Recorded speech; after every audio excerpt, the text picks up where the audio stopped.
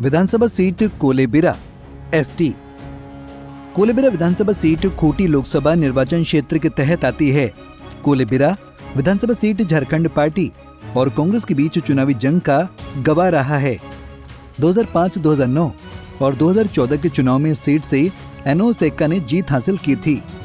2005 के चुनाव में कोलेबिरा से जनक्रांति पार्टी के टिकट पर एनोस एक्का विधायक चुने गए थे। वहीं 2009 और 2014 में झारखंड पार्टी के टिकट पर एनोस एक्का विधायक चुने गए थे। हालांकि 2018 के उपचुनाव में कांग्रेस कैंडिडेट नमन बिक्सल कोंगाडी ने कोलेबिरा में बाजी पलट दी थी। कोंगाडी ने बीजेपी कैंडिडेट बसंत सोरेन को मात दे दी थी।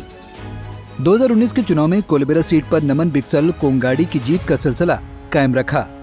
कांग्रेस ने 2024 में एक बार फिर से नमन बिक्सल कोंगाडी को टिकट दिया है। वहीं बीजेपी ने भी सुजान जोजो को फिर से चुनावी अखाड़े में उतार दिया है।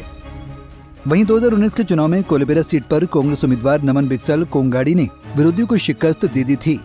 नमन बिक्सल कोंगाडी 48,574 वोट लाकर पहले स्थान पर रहे थे, तो बीजेपी उम्मीदवार सुजान जोजो 36,236 वोट लाकर दूसरे स्थान पर रहे थे।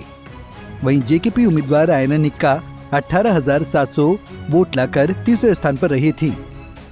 वहीं 2014 के विधानसभा चुनाव में कोलेबिरा सीट पर एनोस एक्का ने झारखंड पार्टी के टिकट पर जीत हासिल की थी। एनोस एक्का को कुल 48,978 वोट मिले थे, जबकि BJP candidate Manoj Nagesia 31,835 vote ही हासिल कर पाए थे। यानी एनोस एक्का ने मनोज नगेसिया को 17,143 वोट से मात दे दी थी। वहीं जेएमएम उम्मीदवार लुइस कुजूर 17,083 वोट लेकर तीसरे स्थान पर रहे थे। वहीं 2009 के विधानसभा चुनाव में भी कोलेबिरा सीट से एनोस एक्का ने ही जीत हासिल की थी। एनोस एक्का ने चुनाव में 28,834 वोट हासिल किए थे।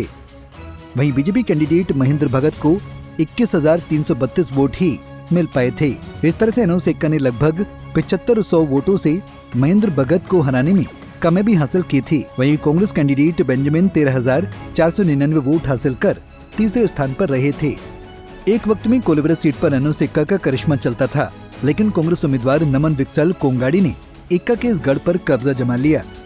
इसलिए कांग्रेस ने एक बार फिर से नमन बिक्सल कोंगाडी पर ही भरोसा जताया है। बीजेपी ने सुजान जोजो को यहाँ के चुनावी अखाड़े में उतारा है।